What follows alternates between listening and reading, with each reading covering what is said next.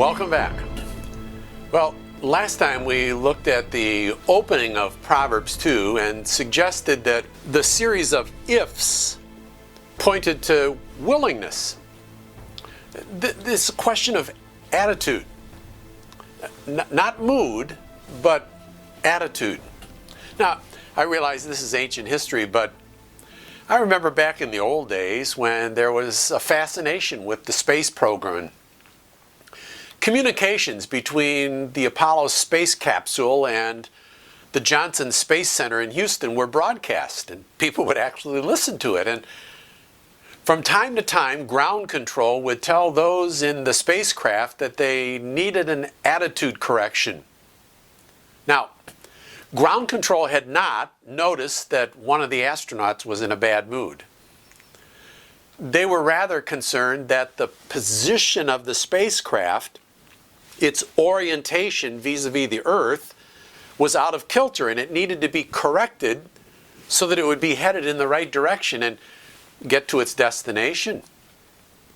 Well, if I want to know God intimately, I need to be oriented toward Him. If I want to interact with Him meaningfully, I need to store up His instructions. This is the same word that the psalmist uses in Psalm 119. I've hidden, or I've treasured your word in my heart. So the question is, do I really treasure His word? Am I filling my mind with it? If I want to enjoy Him deeply, there needs to be a prior commitment to say, God, whatever you say, the answer is yes. But there's another prerequisite beside willingness. Look at verse 2.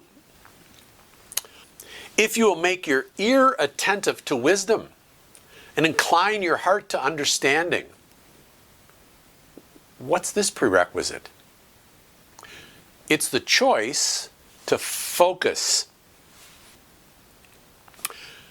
Our family was graced with a beautiful Siberian husky named Natasha. I was often fascinated with her ears. So many stories, so little time. Often, she'd be lying in the family room with her eyes closed. I'd be reading, Lois would be working on a craft, the kids would be occupied with something. And if in the course of our family conversation, certain key words like outside, or walk, or car, or her name would come up, she often wouldn't open her eyes, but her ears would perk up and twist toward whatever direction that interesting word came from.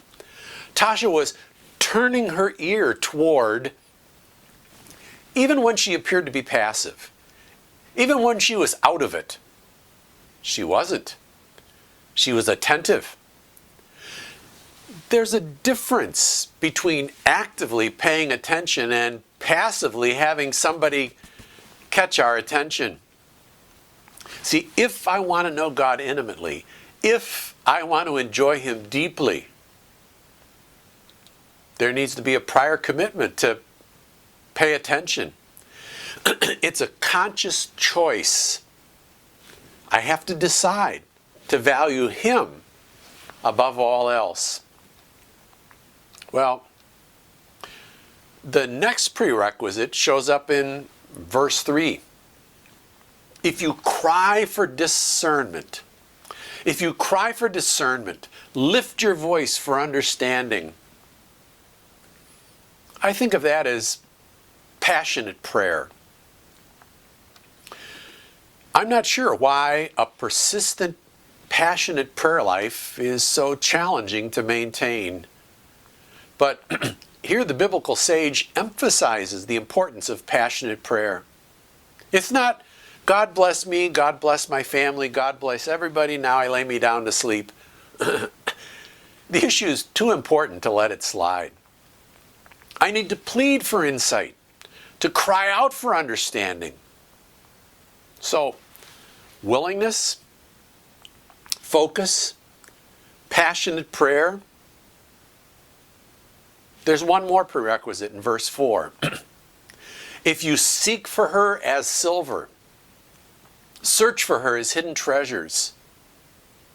What do you make of that? I think those metaphors refer to hard work. Passion motivates people to pursue a mission against all sorts of back pressure. Every once in a while, there's a news report of a person who has inadvertently thrown away a lottery ticket only to find out that it was the winning ticket. Remember one such report of a woman whose son had thrown away the lottery ticket worth $2 million. Days later, she was desperately seeking permission from the officials to go mining in the city garbage dump.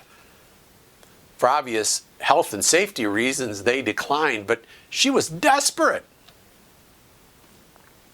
Mel Fisher sold his home, moved across country, invested everything he had in search of sunken treasure. He was so passionate about it that he was able to engage others in the hard work of searching for the treasure of the Spanish ship Atocha, sunk in 1622. Am I as committed to knowing God? Well, the sages explain the prerequisites. Next time, we'll take a look at the course description. So we'll see you in a bit.